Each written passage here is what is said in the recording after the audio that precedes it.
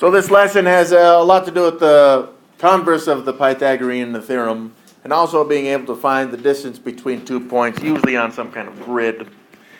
Yeah.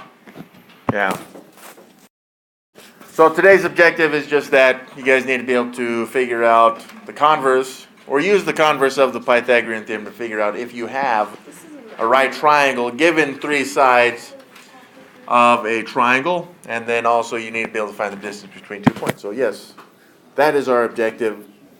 So, number one, Mr. Riley's 8th grade class has been studying the Pythagorean theorem, and they've enjoyed it so much that one day he asked his class to find numbers a, b, and c, where a squared plus b squared equals c squared, and draw triangles with those side lengths. Oscar determined that the numbers 5, 12, and 13 satisfy the Pythagorean theorem as shown. So Oscar says, well, a is 5, b is 12, and then c is 13. And then he proceeds to square them, so he gets 25 plus 144 is 169, and he gets 169er is equal to 169er. All right, so Mr. Riley says, okay, you have found three numbers that satisfy the Pythagorean theorem.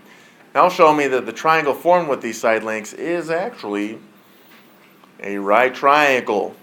Oscar continued working on the problem. He constructed a segment with a length of 12 centimeters and labeled it AB down here at the bottom. You can see that right here. And then he's labeled, from endpoint B, he constructs a segment 5 centimeters right here and labels that segment BC, as shown in the picture. Using a ruler, verify that the lengths of the segments below. Okay. Well, now he's going to see if the distance from A to C is 13 units, like he said it should with the Pythagorean theorem. Now, here's the problem: is when he finishes this one off, he's going to find that this measure right here from A to C is not 13. But what's the problem with this? This is not a right triangle. So is there a way we can move this line segment CB so that it becomes a right triangle? Yeah. Sure could.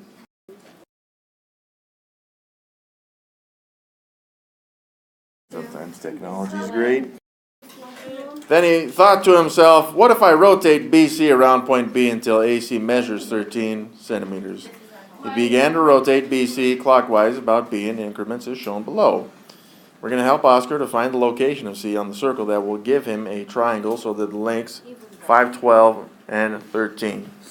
Well, we've already seen that this one does not work. This one doesn't work. I mean, he's already tried that one. If we were to measure this one, no good. This one, not very good. This one's not good. And this one is just a straight line. It's not even a triangle anymore. So yes, I did skip that one on purpose because, well, that's the answer. I can't really measure it. And yes, it is the answer, and it's for the sake of time, guys. But if we were to measure this one right here, actually, let me change the color so it's very pretty. Yeah, right there. Right there. See the red line up in here? That one is the 13 centimeters. This one's 12 centimeters. And then this one is 5 centimeters right here. Well, we remember that this should create a right angle right here, which it do. And now we have our right triangle up in here. Now some of you guys may be concerned on why they drew a circle on this. Alright, the reason they got a circle is because the radius is going to be this 5 centimeters. It doesn't matter where you draw it. From point B here in the middle of that circle, it's always going to be 5. So it doesn't matter where we draw it. It just needs to be a right angle like these. So D, what type of triangle is formed with AC is 13 centimeters?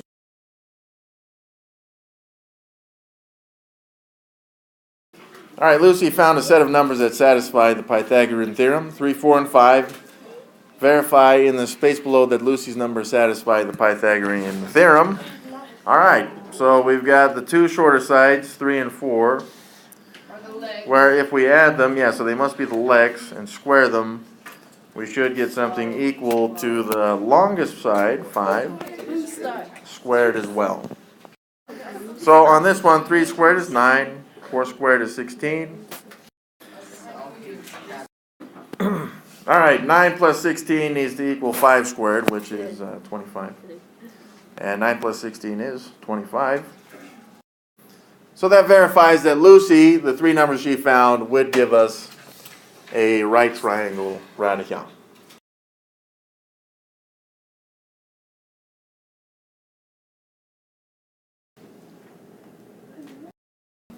All right, based on the problems above, what type of triangle is formed with the side lengths that satisfy the Pythagorean theorem? A right triangle, very good. All right, so let's find the converse of the Pythagorean theorem. Let's look at what the actual Pythagorean theorem is first. All right, so the Pythagorean theorem tells us it's an if-then statement. It is conditional. So if we have a right triangle, then the two legs squared, the sum of the squares of the two legs gives us the hypotenuse squared. But that's just the Pythagorean theorem. But now what we want is the converse of the Pythagorean theorem. All right, the converse of the Pythagorean theorem is just where we switch this if-then statement. It's still an if-then, but they're switched. So if a squared plus b squared equals c squared, then you have a right triangle.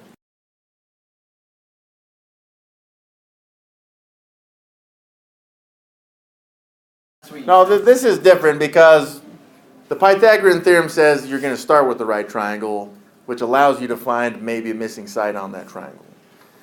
The converse is saying, look, we're going to give you 3 sides and you have to tell us if it's a right triangle.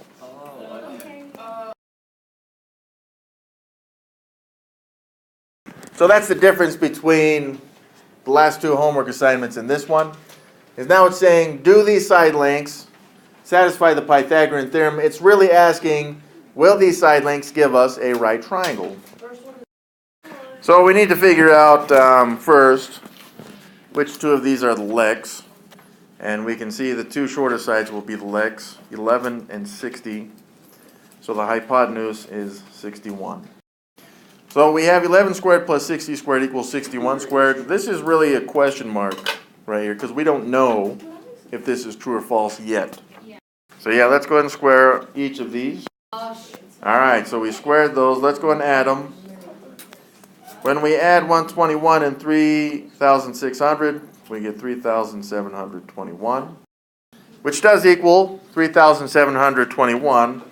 So the answer, after showing our work, is yes. This does satisfy the Pythagorean theorem, which means that these 3 side lengths would give us a right triangle. All right, B.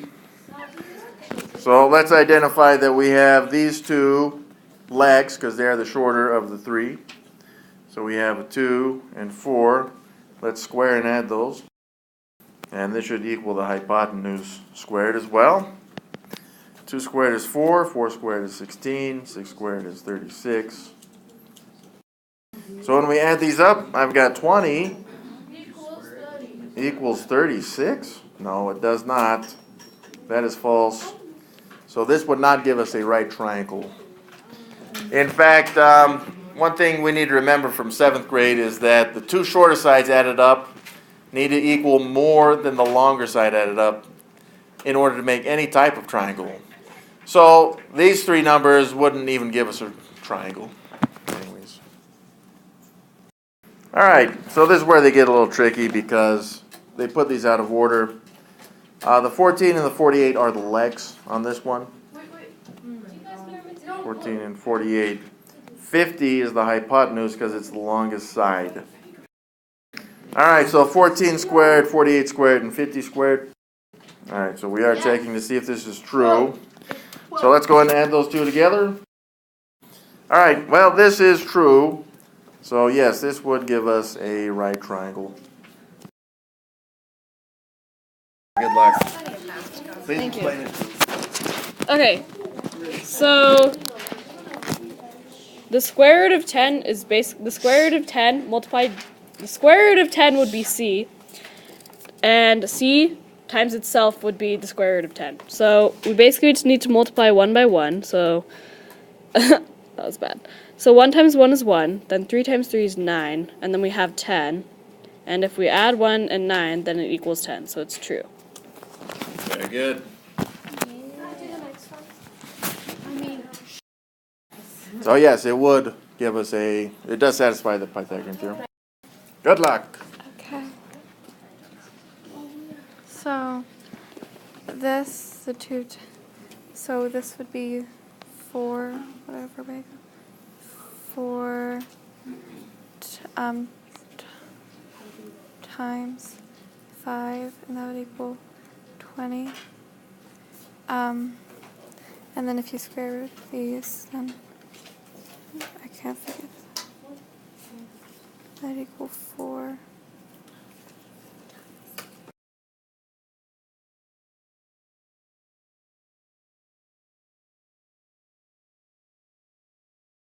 Okay. Okay. Equals 20, and that's okay. And then 20 equals 20, so it's true. I think. Excellent. Yep. So this is true. So the answer is yes. Good luck. Okay. So 5 squared, you would square all of these, so it'd be 25 plus 36 equals 63. And when you add these two together, it'd be 61, so it would be no. All right. Excellent. Square root of 8 is 64. Excellent. Yep. Oh. Instead of a 3 there, it's a 4. That's okay. I mean, it's still the answer is still correct. So that's good. I say she did amazing. I do too. I do too.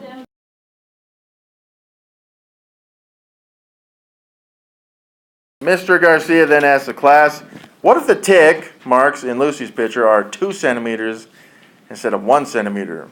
What are the measure of the side lengths that form the right triangle? All right, so this is the work we got from old Lucy up in here. But now, instead of getting 1 centimeter marks, we got 2 centimeters instead. All right, thank you, and good luck. So if everything, oh whoa, that's wrong. I don't know where the eraser is. Okay, I'll just go back. So it would be 6 because everything's doubled. So if it's like 3 ticks on the other side of the page, it's gonna be 6 now because it's 2 instead of 1. So it's gonna be 6 squared plus. There we go. We're back. So 6 squared plus 8 squared equals 10 squared. So this is going to be the same as 36 plus 64 equals 100. So 36 plus 64 is 100, which equals 100.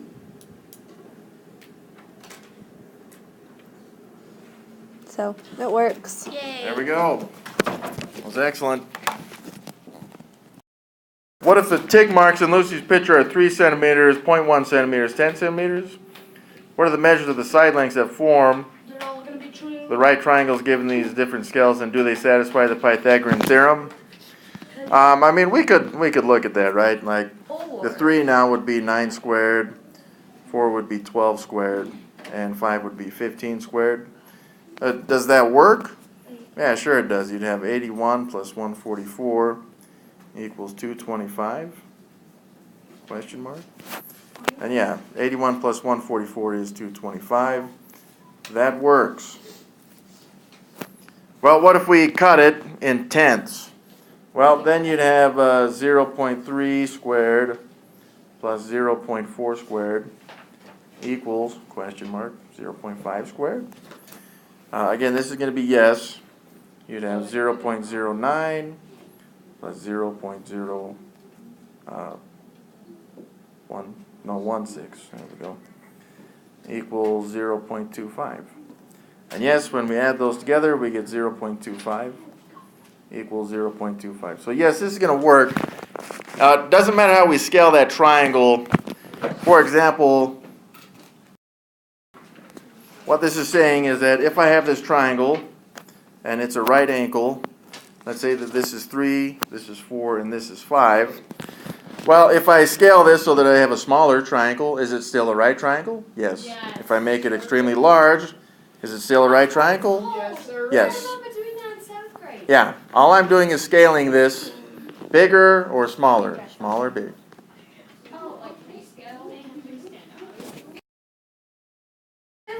Finding distance between 2 points.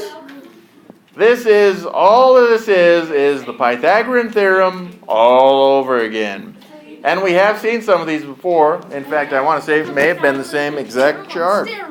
This one, to find the distance between 2 points, there is a formula for it, but if we can just figure out, and we can do this using good old sloppage, which is what we did before when we were finding square roots. I'm not doing sloppage though, okay? Because this is the Pythagorean Theorem. Why? Because we have a right triangle out of these. Well, the side lengths on this is 1 unit here, 1 unit radical. This is the hypotenuse. A is the hypotenuse, which we want to find. All right. So what we could do is we could use the old method that you guys like with the squares. This has an area of 1. And this square has an area of 1. And then we would have another square radical, which would have an area of the sum of the other two, which would be 2. So this side length radical is the square root of 2.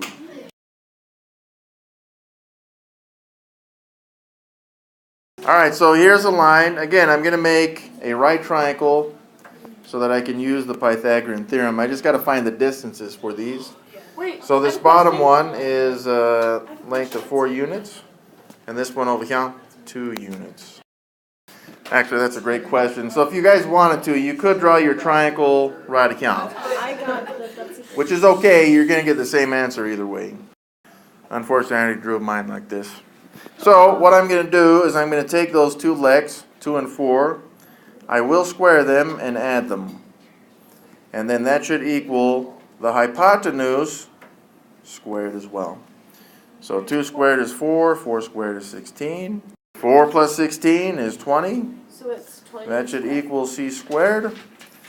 So to find c, all we must do now is to square root both sides to give us c equals, c is the hypotenuse, the square root of 20. Oh. So this would be our answer, the square root of 20. Oh yeah, that's right. Very good, thank you.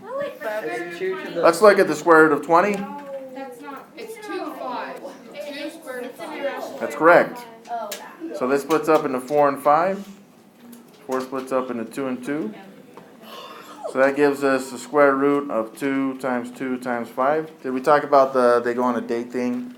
Yeah. This apparently is big on the other classes. So these two are the same, so they go on a date, and they go out on a date as 1. What happened to So they got the, you then they got the square root of 5. I want to be on a Radical. date. What happened to opposites attract? Me. I'm going on a date with myself. This is not. Not all the time. Yeah, this is just a math funky thing, right? But 2 times the square root of 5 would be the answer.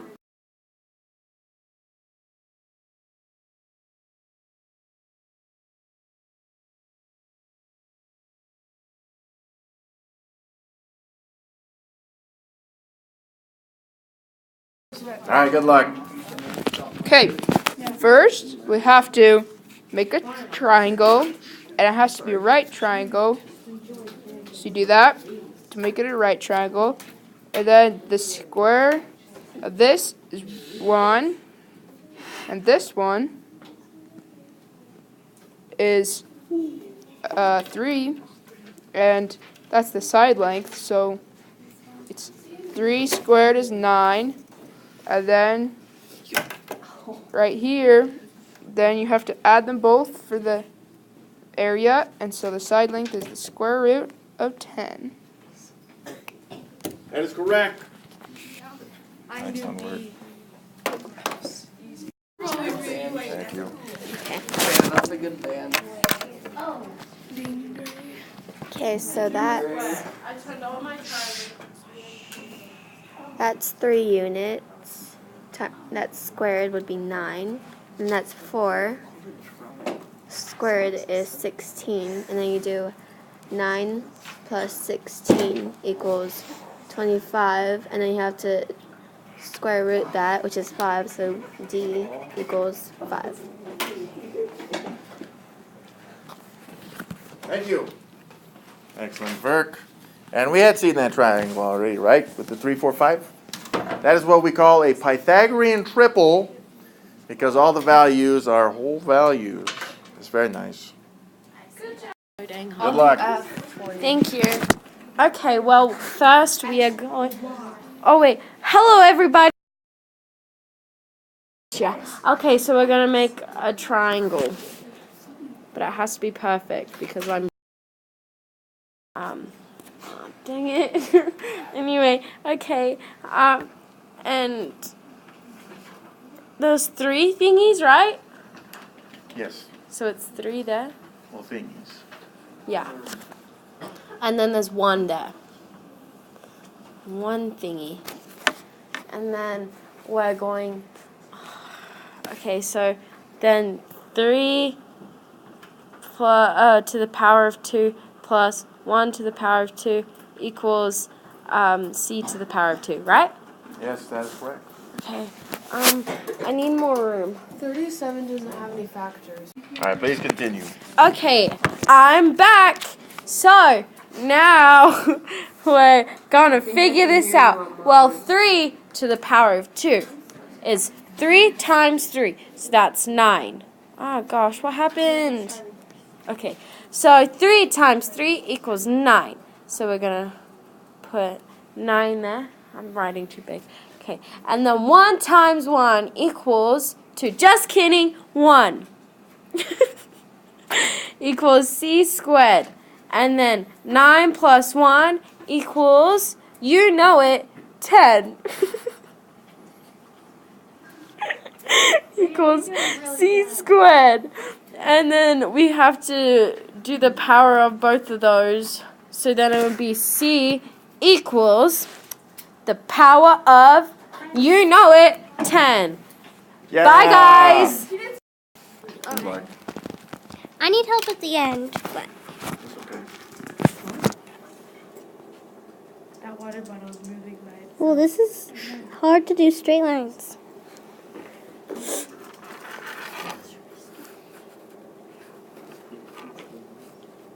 How do you move it up? I need more space. Yeah. All right. Down this way. There we go.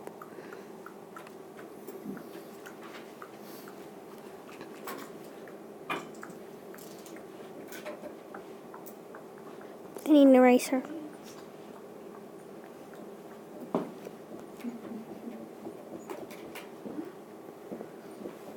Oh my.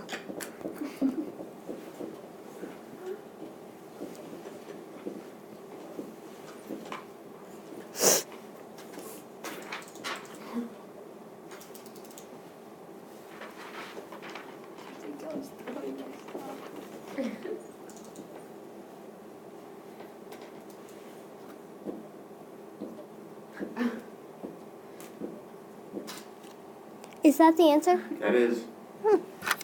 Very good. Sorry, Well- it's kind of messy. That's good. That was excellent. So the final answer right here, square root of 37, because that would end up just being an f right there. F equals the square root of 37. All right, good luck. Okay. How did I draw that? Okay, so from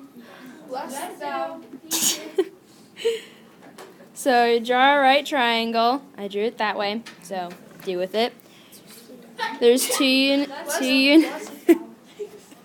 2 units, and then 5 units, and then 2 squared plus 5 squared equals c squared.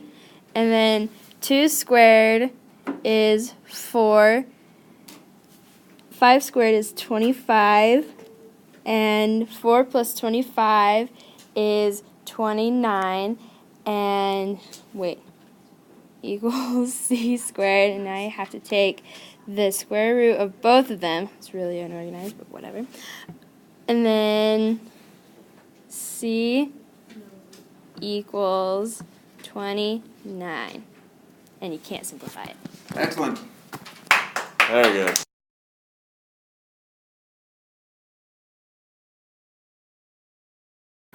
So we need to find the distance between these 2 points. If it helps you to visualize this, just draw a line between the two like we did on the problems on the last part. So now we just need a triangle that is a right angle, right triangle. So that's a 1 right there, and this is 1, 2, 3, 4, 5. It's a 5 by 1 triangle. So before we've done this, we could do the squares on these, right? And then this one would be something like this. So, you know. Well, this area is 1. This area is 25. So the area of the green one must be 26. Now that means that the length between those is the square root of 26. And that would be the answer, right? Here.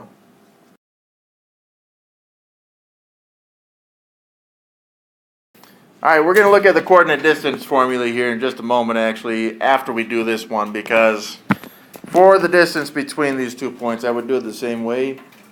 We would make a line right account, which is the distance, and then we can make a right triangle. Now, this one doesn't have a grid, so we will have to figure out how far or the length of these 2 legs.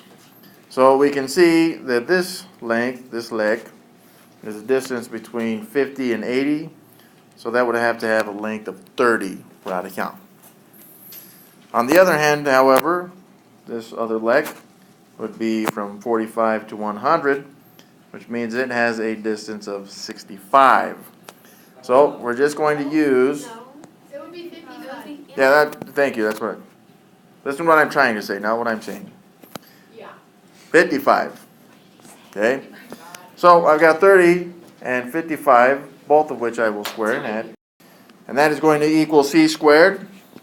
So let's square both of this. All right, so we got 900 and 3025 like this. Equals c squared. So let's go ahead and add those 2 together. 30.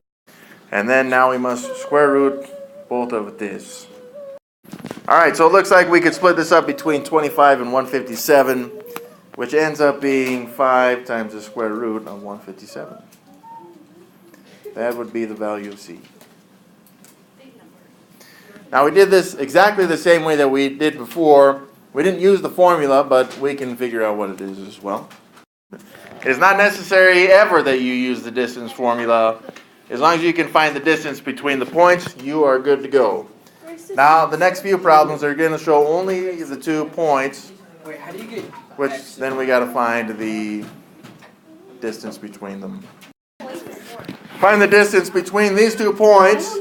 We'll leave our answer in simple radicalist form. All right, so this is a great question. Do we subtract the 6 from the 3 or the 3 from the 6? It do not matter as long as you stay consistent with the other 2 as well.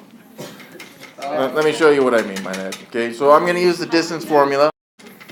All right, so in the front we usually do the x's. So I'm going to do 3 as my x1 and 6 as the x2. The y's, I'm going to do 5 as my y1 and 9 as my You're going to square y2. it, so it won't matter anyway. That's correct. I wrote that plus. That's supposed to be minus right there. So let's just use the order of operations to solve this. So the distance would equal, let's do the parentheses first. So now these are negative, but if we had graphed this, we would say that these are positive. That's not going to matter because we are going to square both of these. So now we got 9 plus 16. So let's go ahead and add those 2 up. That gives us 25. So the distance is simply 5. 520. Some of you guys noticed this was a 3, 4, 5 triangle and may have gotten your answer faster. You may have used a different method as well, one of the ones we've already done. You could have graphed them on a graph and then found the values. That would be okay. Good luck. I'm the biggest fan of Mr. Sal. Yo, what's up, guys? Your boy Matthew here. So we're gonna set up the equation, which is gonna be D equals. Okay, there we go. Wait, hold on. I did something. Is that right? Okay, whatever. But okay, so we're gonna parentheses this, and we're gonna go 3 minus -1, which you're gonna make that into a big thing. Okay, and then you gotta add that with 8. What did I do? I messed up. Okay, 8 minus 4 parentheses. I'm left. Okay. That's fine. I did. No, hold on. I got it. Okay. And we gotta cube those. Okay. And so we're gonna end up D equals 4 in parentheses cubed plus in parentheses 4. We got that, and we gotta cube that. And so that's D equals. Oh, we gotta keep that here too. And then we have that. We have 16 plus 16. Okay. And then that gives us hold on. Yeah, that gives us this. And we're gonna simplify that. We're gonna go 4 times 8, that equals 32. Separate this into 2 times 2. But you got a group here. This goes 2 times 2 times 2, okay? And then that means you got another group here. So go 2 times 2 times 2 radicaled. And that gives us 4 times the square root of 2. That is correct. Quick maths. Excellent, Vert. Go ahead and we'll use the distance formula on this one. So we're going to take the square root. All right, now I got my x value right here. That's my first x value. Then I got my second x value, 2. Then I got my y value of 5. The first one and the second one is -3. So let's go ahead and simplify the inside of those parentheses. So now I got the square root of -2 squared plus 8 squared. Let's go ahead and square those. So let's go ahead and add those together. So I have the square root of 68, but I need to see if I can simplify this. All right, so I got this. So I got my 2 2's. This is square root of 2 times 2 times 17. So I got those 2 2's that I'm going to pull out. 2 times the square root of 17. Done. All right, let's do this one, but I'm going to do this one a little different instead of using the formula, because some of you guys like to see this on a graph, just to show that you can do it. -3, -5 would be right here. 2, -7 would be up in here. So if I wanted to make and find the distance between these 2 points by making a line, I could make a right triangle like these. So I went over to the right 5, then I went down 2. So that's the length of my 2 legs right here. And now I need to square both of these, right? Because it's the Pythagorean Theorem. 5 squared plus 2 squared equals our hypotenuse squared. So 5 squared is 25. 2 squared is 4. When we add these, we should get the hypotenuse squared. So let's go ahead and combine these. I got 29 equals c squared. And then we square root both sides. And that leaves us with just the hypotenuse. This is the square root of 29. That's a prime number that we cannot simplify. We are done.